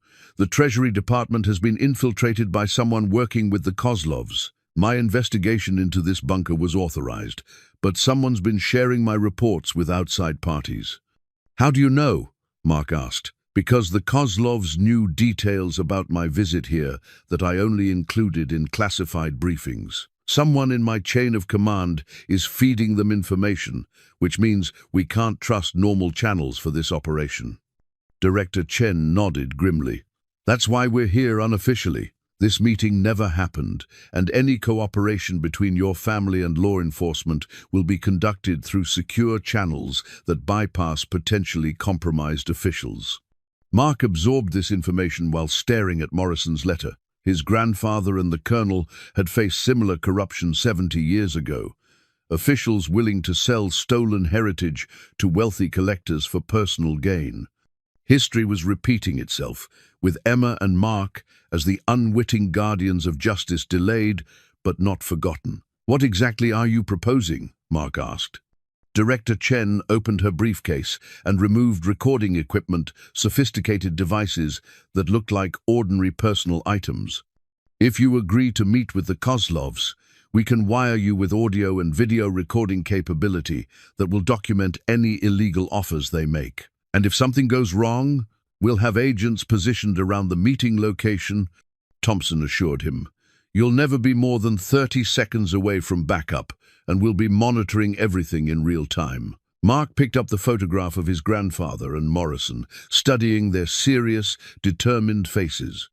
These men had risked their lives to preserve justice, had planned decades ahead to ensure their mission could be completed even after their deaths. "I need guarantees about Emma's safety," Mark said. "Whatever happens, she can't be endangered by my decisions." "Emma will be protected," Director Chen promised. "We have a safe house facility where she can stay during the operation with full security and personnel trained in childcare. She'll be terrified. She's already been through so much, losing her mother, our financial struggles, moving to this place. I can't traumatize her further." Thompson's expression softened. "Mr. Ellison, we have a child psychologist on staff who specializes in helping children cope with their parents' involvement in law enforcement operations. Emma won't be abandoned or frightened. She'll be cared for by people who understand what she's experiencing." Mark walked to Emma's doorway and watched his daughter sleep. She looked so small in the concrete room they'd tried to make feel like home, clutching Mr. Hops while dreams played across her peaceful face. "If I do this," Mark said quietly, "and something happens to me, what becomes of Emma? What becomes of Morrison's treasure?" "Emma will be cared for according to your wishes," Director Chen replied. "As for the artifacts, if we can prove they were stolen and identify rightful owners, they'll be returned to appropriate families or institutions. If ownership can't be established, they'll be held in trust for future repatriation efforts. No government officials get to keep them for private collections." "Absolutely not," Thompson said firmly. "Morrison's mission will be completed as he intended: justice, not profit." Mark made his decision with the certainty that came from understanding his family's legacy. "I'll meet with the Kozlovs, but I want everything documented, not just their illegal offers, but evidence of the official corruption that Morrison was fighting against. If we're going to finish this, let's finish it completely." The next morning, Emma sensed the change in their routine immediately. "Daddy, why are you packing my overnight bag? Are we going somewhere?" Mark knelt to her level, choosing his words carefully. "Remember how we talked about doing the right thing even when it's scary? Well, Daddy has to do something important today, and you're going to stay with some very nice people who will take care of you." Emma's eyes filled with concern. "Are you going away like Mummy did?" The question pierced Mark's heart. "No, sweetheart, I'm coming back. But this is something Daddy has to do to protect what's right, just like Grandpa Bill would have wanted." "Grandpa Bill, who was in the war?" "Yes, he left us something important to take care of, and now it's our turn to be brave." Emma nodded with the resilience that never failed to amaze him. "Will you bring me something back?" Mark hugged his daughter tightly, breathing in the scent of her shampoo and memorizing the feeling of her small arms around his neck. "I'll bring you back the most important thing of all, the knowledge that we did what was right." That afternoon, as Director Chen's team prepared their equipment and reviewed the operation plan, Mark stood in the hidden chamber one final time. Morrison's treasure surrounded him, gold and jewels and artifacts that represented both immense wealth and immeasurable human suffering. Tomorrow evening, he would sit across from the Kozlov brothers and pretend to negotiate the sale of stolen heritage, while FBI agents recorded evidence that could finally bring justice to families who had waited 70 years for their possessions to come. Home. Mark touched his grandfather's dog tags, which he'd found in Morrison's footlocker alongside the Purple Heart. 2 generations of Ellison men had protected these secrets, had chosen duty over profit, courage over safety. Tomorrow, he would prove that their sacrifice hadn't been in vain. Emma was already at the safe house, probably charming her caretakers and asking endless questions about their work. She had Sarah's curiosity and strength, qualities that would serve her well, regardless of what tomorrow brought. Mark climbed out of the chamber and sealed it one final time, knowing that when it opened again, it would either be to complete Morrison's mission or to surrender everything to forces that had corrupted justice for too long. Some battles were worth any risk to win. This was one of them. Murphy's Diner sat at the intersection of two county roads, its neon sign casting red light across the empty parking lot. Mark arrived 15 minutes early, the recording equipment hidden beneath his jacket, feeling heavier than its actual weight suggested. Director Chen's voice crackled softly through his nearly invisible earpiece. "We have visual confirmation. You're surrounded by friendlies, Mr. Ellison. Just have a normal conversation and let them do the talking." Viktor Kozlov entered the diner exactly at 7 o'clock, followed by his brother Dmitri. Both men moved with the predatory grace of professional soldiers, their eyes scanning the restaurant for threats before focusing on Mark. "Mr. Ellison," Viktor said, sliding into the booth across from Mark. His accent was slight but noticeable, his smile practiced and cold. "Thank you for agreeing to meet. This is my brother Dmitri."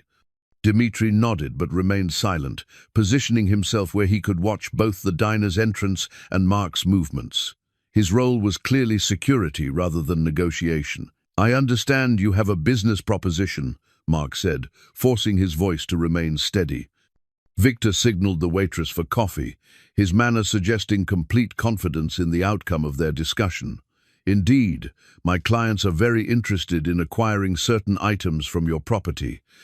Items of historical significance that have been forgotten by official channels." "What kinds of items?" "Nazi gold, precious stones, artwork, religious artifacts, materials that were recovered during wartime operations but never properly processed through bureaucratic systems." Viktor's eyes gleamed with anticipation. "My clients appreciate discretion and are willing to pay premium prices for pieces that come with minimal documentation requirements." "My clients appreciate discretion." Mark leaned forward slightly, knowing the recording equipment would capture every word. "How much are we talking about?" Viktor pulled out his phone and showed Mark images of the hidden chamber that made Mark's blood run cold. Someone had been inside the bunker, had documented the treasure with professional precision. "Based on our preliminary assessment," Viktor continued, "the cache you've discovered contains approximately $40 million worth of recoverable assets. However, certain pieces would be worth considerably more to collectors who specialize in Third Reich memorabilia." "40 million?" Mark let appropriate amazement color his voice. "Perhaps more. The gold alone represents substantial value, but items with proven Nazi provenance command extraordinary prices among private collectors." Viktor swiped through more photographs on his phone. "This particular collection appears to contain pieces that were recovered from high-ranking SS officers' personal collections." Dmitri spoke for the first time, his voice low and threatening. "Of course, such valuable discoveries can attract unwanted attention from government agencies who might claim ownership based on outdated legal technicalities." Viktor nodded agreement. "My clients prefer to avoid such complications. They're prepared to offer you $12 million for immediate transfer of the most valuable pieces, with payment in untraceable cryptocurrency. No taxes, no government interference, no lengthy legal proceedings." Mark's hands trembled slightly as he processed the offer. $12 million more money than he'd ever imagined possessing, enough to secure Emma's future beyond anything he'd dreamed possible. "What guarantee do I have that this transaction would remain private?" Mark asked. "My clients value discretion above all else," Viktor replied. "Many are prominent individuals who cannot afford to have their collecting activities scrutinized by media or law enforcement. Your anonymity is as important to them as their own." Dmitri leaned forward, his expression menacing. "Of course, discretion works both ways. People who betray my clients' trust tend to experience unfortunate accidents." "Dmitri," Viktor said sharply, "Mr. Ellison is a businessman, not a threat. He understands the importance of maintaining professional relationships." But Mark had caught the exchange, and he knew Director Chen's team had recorded every word. The threat against Emma had been veiled but unmistakable. "I need to understand the logistics," Mark said. "How would such a transfer take place?" Victor's smile widened. "Very simple. Tomorrow night, you provide access to the chamber. My associates remove the agreed-upon items. You receive payment confirmation within 24 hours. Everyone benefits from a mutually profitable arrangement." "What about the items you don't take?" "You're free to do whatever you wish with remaining materials.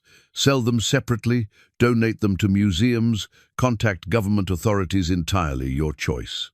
My clients are only interested in specific pieces that meet their collecting criteria." Mark nodded, as if considering the proposal, while his mind raced with the implications of what he was hearing. The Kozlovs weren't planning to steal everything they were offering, to cherry-pick the most valuable pieces, while leaving him with the legal problems associated with the remaining artifacts. "I need time to consider this," Mark said. Victor's expression hardened slightly. "Time is a luxury we may not have. Other parties are becoming aware of your discovery, parties that may not be as reasonable in their approach as we are." "What other parties?" Dmitri answered with obvious satisfaction. "Government agents who believe they have legitimate claims to wartime recovery materials. Private investigators working for Jewish organizations seeking to identify stolen property. Academic researchers who might publicize your discovery before arrangements can be made." Victor nodded. "Such complications could make it impossible for anyone to benefit from your discovery. Better to conclude our business quickly, before circumstances become more complicated." Mark felt the weight of the moment pressing down on him. Through his earpiece, he could hear Director Chen's team coordinating positions, preparing for whatever came next. "There's something else you should know," Victor continued, his voice taking on a more serious tone. "We're aware that certain government officials have already contacted you about the bunker's contents." "Agent Thompson visited me," Mark admitted. Victor's smile became predatory. "Thompson is a reasonable man who understands the value of private arrangements. He's been very helpful in providing information about official investigations into wartime recovery sites." Mark's stomach churned as he realized the implications. Thompson wasn't just investigating the bunker, he was actively working with the Kozlovs, feeding them inside information about federal operations. "Thompson works for you?" "Thompson works for himself," Dmitri said with amusement. "But his interests align with ours when it comes to ensuring that valuable artifacts find their way to appreciative collectors rather than disappearing into government warehouses." Victor checked his watch. "I'm afraid we need a decision tonight, Mr. Ellison. My clients are eager to conclude this transaction, and delays only increase risks for everyone involved." Mark looked around the diner, noting the positions of other patrons who might be undercover agents. Everything depended on Director Chen's team being able to act when the moment came. "I have one condition," Mark said, hoping to buy more time. "I want to meet one of your clients personally. If I'm going to trust someone with something this valuable, I need to know who I'm dealing with."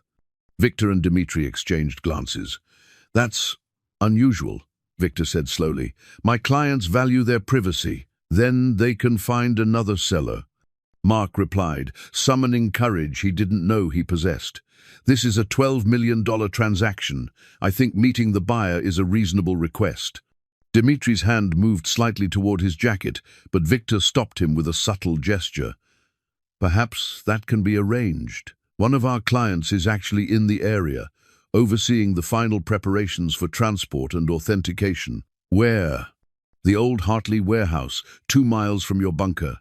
He's there now with our technical team, preparing equipment for tomorrow's operation." Mark's blood turned cold as he realized what Victor was revealing. They weren't just planning to buy the treasure, they were already staging for its theft, with or without his cooperation. The meeting at Murphy's Diner was just a formality, a chance to see if he would cooperate voluntarily. Through his earpiece, he heard Director Chen's sharp whisper, "Warehouse location confirmed. Moving to intercept." Victor stood up, his false friendliness evaporating. "I think it's time you met our client, Mr. Ellison. He's very eager to see the man who's been causing so much excitement." Dmitri moved to block Mark's exit from the booth, his jacket falling open to reveal a shoulder holster. "I suggest you come willingly. Your daughter's safety depends on your cooperation." Mark's rage flared at the direct threat against Emma, but he forced himself to remain calm. Director Chen's team was moving, Emma was safe in federal protection, and everything was being recorded for evidence. "Fine," Mark said. "Let's go meet your client." As they walked toward the diner's exit, Victor's phone buzzed with an urgent message. He glanced at the screen, and his expression darkened. "Change of plans," he said sharply to Dmitri. "We need to move immediately." The warehouse showdown was about to begin. The Hartley warehouse squatted in darkness beside an abandoned railroad track, its broken windows and rusted siding making it look like a monument to industrial decay. Victor's sedan pulled up to the loading dock, where several other vehicles were already parked. "Remember, Mr. Ellison," Victor said as they approached the building, "cooperation ensures everyone's safety." Inside, the warehouse buzzed with activity that contradicted its derelict exterior. Professional equipment lined the central space, computer workstations, authentication devices, and transport containers that looked military-grade. A dozen men worked with the efficiency of a specialized team, preparing for what was clearly a major operation. At the center of it all stood a man in his 60s, wearing an expensive suit and wire-rimmed glasses. He looked more like a university professor than a black market antiquities dealer, but his eyes held the calculating coldness Mark had learned to recognize in truly dangerous people. "Mr. Ellison," the man said, extending a manicured hand. "I am Dr. Heinrich Kruger. Thank you for joining us this evening." Mark didn't take the offered handshake. "You're the client?"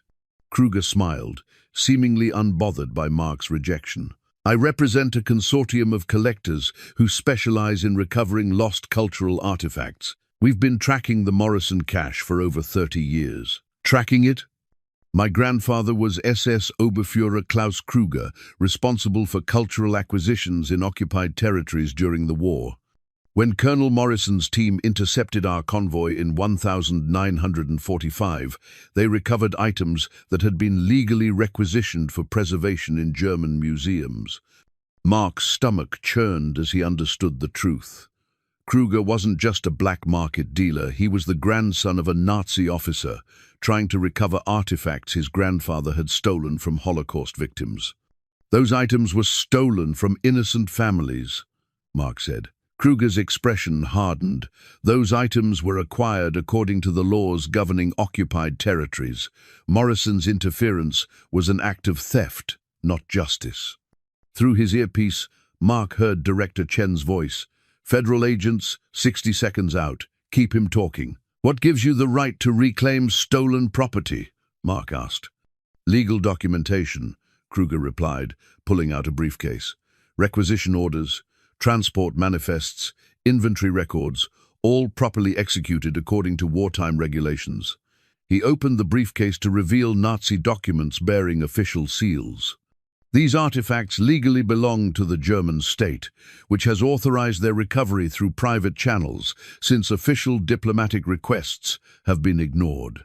Mark realized he was looking at the legal framework that had allowed Nazi looting to continue for decades after the war's end. Bureaucratic paperwork that transformed theft into requisition, murder into relocation, genocide into administrative processing.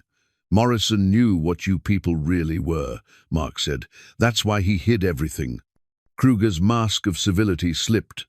Morrison was a common thief who stole property belonging to the German people. His actions delayed the return of priceless artifacts to their rightful museums. "Rightful owners," Mark corrected. "The families you murdered." Kruger's face flushed with anger. "Enough sentiment.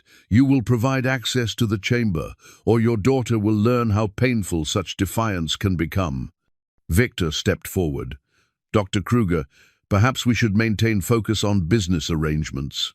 But Kruger was beyond such restraint now. This man has stolen German cultural property and must be made to understand the consequences of such actions. The warehouse's main door exploded inward as FBI agents swarmed into the building. Federal agents! Everyone on the ground! Chaos erupted as Kruger's men reached for weapons, while FBI agents established control positions. Victor grabbed Mark's arm, using him as a human shield, while Dmitri produced a pistol from his shoulder holster. "Nobody moves, or the civilian dies," Victor shouted. Director Chen's voice cut through the confusion. "This is Director Chen, FBI Art Crime Team. Release the civilian and surrender peacefully." Kruger stood in the center of the warehouse, his briefcase clutched against his chest like a shield. "You have no authority here. These agents are interfering with legitimate cultural recovery operations." "Dr. Heinrich Kruger," Director Chen announced, "you are under arrest for conspiracy to traffic stolen cultural artifacts, extortion, and making terroristic threats." Mark felt Victor's grip tighten on his arm as the man calculated his options. Around them, FBI agents had established tactical positions that made escape impossible. "Let him go, Victor," Director Chen called. "This operation is over." Victor's voice was desperate now. "The recordings they have, recordings of everything we said." Dmitri raised his weapon toward the nearest FBI agent, but Mark acted on pure instinct. He drove his elbow into Victor's ribs and broke free from the man's grip, diving toward the nearest cover as gunfire erupted in the warehouse. The battle was brief but intense. Kruger's men were professionals, but they were outnumbered and outgunned by FBI agents who had planned for exactly this scenario. Within minutes, the warehouse fell silent except for the moans of wounded criminals and the sharp commands of arresting officers. Mark found himself on the concrete floor behind an overturned table, his ears ringing from gunfire and his hands shaking with adrenaline. Director Chen appeared beside him, checking for injuries. "Are you hurt?" "I don't think so," Mark managed. "Is it over?" "It's over," Director Chen confirmed. "Viktor Kozlov is in custody, Dmitri is wounded but stable, and Dr. Kruger is demanding to speak with the German consulate." Mark stood slowly, surveying the scene of destruction. Equipment lay scattered across the warehouse floor. Transport containers had been split open to reveal specialized tools for artifact theft, and computer screens displayed detailed floor plans of his bunker. They were planning to rob the chamber tonight, Mark realized. "Whether you cooperated or not," Director Chen agreed. "The meeting at Murphy's Diner was just to see if they could make you complicit in the theft." Agent Thompson appeared from behind one of the FBI tactical vehicles, his expression grim but relieved. "The corruption investigation has been completed," he told Director Chen. Deputy Director Walsh was feeding information to the Kozlovs in exchange for payments totaling over $2 million. Mark felt a mixture of vindication and sadness. The corruption Morrison had fought against 70 years ago was still poisoning the system, but at least this time justice had prevailed. "What happens now?" Mark asked. Director Chen smiled for the first time since he'd met her. "Now we complete Colonel Morrison's mission. The artifacts will be catalogued by experts, their provenance will be researched, and they'll be returned to rightful owners or appropriate institutions. And Emma and I?" "You and Emma go home," Director Chen said. "You've done something remarkable, Mr. Ellison. You've helped bring justice to families who have waited 70 years for their heritage to be restored." As FBI agents processed the scene and arrested the remaining criminals, Mark thought about his grandfather and Colonel Morrison, about the courage required to choose justice over profit, truth over safety. The battle was over, but the real victory would come when stolen artifacts found their way back to families who had never stopped hoping for their return. 6 months later, Mark stood in the main chamber of their bunker home, now transformed into a comfortable living space with proper heating, modern appliances, and Emma's artwork covering the concrete walls. Sunlight streamed through new windows, casting warm patterns across furniture that no longer looked lost in the cavernous space. "Daddy, Mrs. Patterson brought us cookies," Emma announced, skipping into the room with a plate of chocolate chip treats and their elderly neighbor trailing behind. Mrs. Patterson had undergone a remarkable transformation since the FBI raid made national news. The woman who had once criticized Mark for buying the concrete tomb now treated him like a local hero and insisted on bringing Emma homemade treats twice a week. The documentary crew finished filming yesterday. Mrs. Patterson said, settling into the comfortable armchair that had replaced their rickety kitchen table. Emma was wonderful on camera. She's got her father's courage and her mother's grace. The documentary was one of many projects that had emerged from the Morrison cache discovery. Professor Davies was writing a book about Operation Golden Dawn. The Smithsonian was preparing an exhibition about wartime art recovery, and several Holocaust remembrance organizations were working to identify families who could reclaim stolen property. Mark's phone buzzed with a text from Director Chen. Another match confirmed. The Goldstein family menorah will be returned to surviving relatives in Montreal next month. Each successful identification brought Mark satisfaction that exceeded any financial reward. The cache had yielded over 200 pieces that were being returned to rightful owners' jewelry that had belonged to grandmothers, religious artifacts that had anchored family traditions, photographs and documents that had been feared lost forever. "Any word about our college fund?"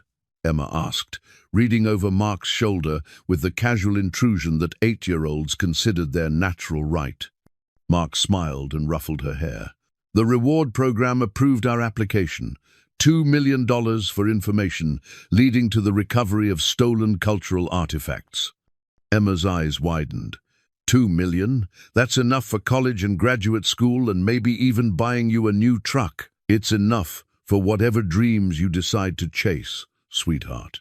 The federal government's reward program for art theft recovery had provided financial security beyond anything Mark had imagined, but more importantly, it had validated Morrison's faith in his family's integrity. They'd chosen justice over the Kozlov's $12 million offer, and that choice had brought rewards that money couldn't measure. Miss Rodriguez arrived for their weekly tutoring session, her arms full of books and her face bright with enthusiasm. Emma's teacher had become a close family friend during the months of media attention and legal proceedings, providing stability and support when the outside world felt overwhelming. "How's our young historian today?" Miss Rodriguez asked, giving Emma a warm hug. "I finished my essay about Grandpa Bill and Colonel Morrison," Emma announced proudly. "Want to hear it?" Mark settled into his chair as Emma retrieved her composition notebook. The essays she'd written about their adventure had helped process everything that had happened while sharing their story with classmates who were fascinated by the idea of finding treasure in abandoned bunkers. "Heroes aren't always soldiers who fight battles," Emma read aloud. "Sometimes heroes are people who choose to do the right thing even when it's scary or hard.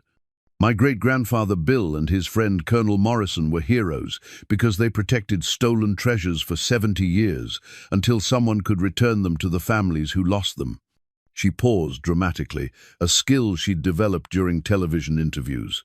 "My daddy is a hero too, because he kept their promise even when bad people tried to make him break it. Heroes are people who remember that some things are more important than being safe or rich."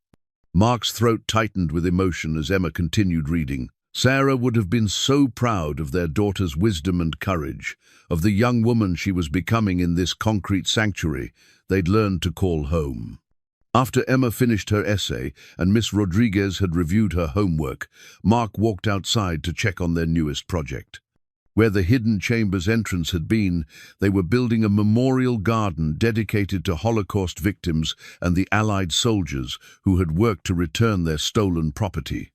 Professor Davies had suggested the memorial as a way to honor both the victims and the heroes of Morrison's story. Local veterans organizations had contributed funds. Holocaust remembrance groups had provided historical context, and Emma had insisted on including a section for Hope's Landing, the spot where she'd found her injured bird and learned about the power of healing. The garden was still mostly potential, but Mark could envision how it would look when completed. Pathways would wind between commemorative plaques, native plants would provide habitat for wildlife, and a central monument would list the names of families who had reclaimed their heritage through Morrison's hidden cache. As evening approached, Mark and Emma prepared dinner together in their renovated kitchen.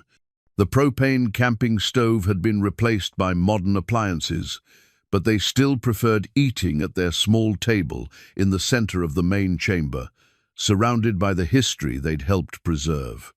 "Do you think Mummy knows about our adventure?" Emma asked as they sat down to eat.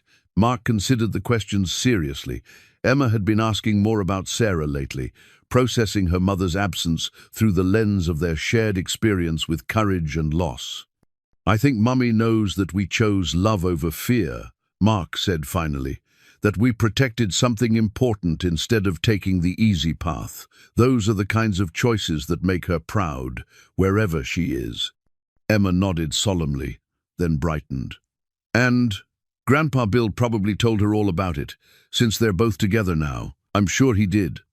That night, after Emma fell asleep in her bright, comfortable room, Mark sat in the main chamber and reflected on the journey that had brought them to this moment. A year ago, they'd been facing eviction, custody battles, and a future that looked increasingly desperate. Now they lived in a home that had become a symbol of justice restored, with financial security that would last Emma's lifetime, and a story that had inspired people around the world. But the greatest reward wasn't money or fame. It was the knowledge that they'd honored the legacy of courage that had been passed down through 3 generations of their family. Mark's grandfather and Colonel Morrison had planted seeds of justice that had taken 70 years to bloom, but their faith in future generations had been rewarded. Mark pulled out his phone and scrolled through the messages that arrived daily. Thank you notes from families who had reclaimed stolen heirlooms, updates from researchers who were using Morrison's documents to identify other hidden caches, invitations to speak at conferences about the importance of protecting cultural heritage. Each message reminded him that their adventure wasn't really over. It had evolved from a desperate gamble on an abandoned bunker into a lifelong commitment to preserving history and protecting the vulnerable. Emma appeared in her doorway, clutching Mr. Hops and looking sleepy but determined. "Daddy, I had a dream about Mummy. She said to tell you that hidden treasures come in all different shapes." Mark opened his arms and Emma curled up beside him on the couch, just as she had during the difficult months after Sarah's death. "What kind of shapes?" "Sometimes they look like gold and jewels," Emma said thoughtfully. "But sometimes they look like courage, or family, or doing the right thing even when it's scary." Mark held his daughter close, breathing in the scent of her shampoo and marveling at the wisdom that seemed to flow from her naturally. "What do you think our hidden treasure looks like?" Emma considered this with the seriousness she brought to all important questions. "I think it looks like home," she said finally. "The real kind of home that you carry with you no matter where you live." As they sat together in their concrete sanctuary, surrounded by the warmth they'd created from cold walls and forgotten spaces, Mark understood that Emma was absolutely right. The greatest treasure they'd discovered wasn't buried in hidden chambers or documented in ancient ledgers. It was the love that had sustained them through impossible choices, the courage that had carried them through dangerous challenges, and the knowledge that some legacies were worth any sacrifice to preserve. Outside, an owl called across the fields they now owned, and Mark smiled, remembering the first night they'd spent in the bunker. Everything had changed since then, but the most important things, Emma's laughter, their unbreakable bond, their commitment to doing what was right, remained constant. Some treasures, Mark had learned, were hidden in the most unexpected places, and sometimes the act of protecting them revealed that you'd been the treasure all along.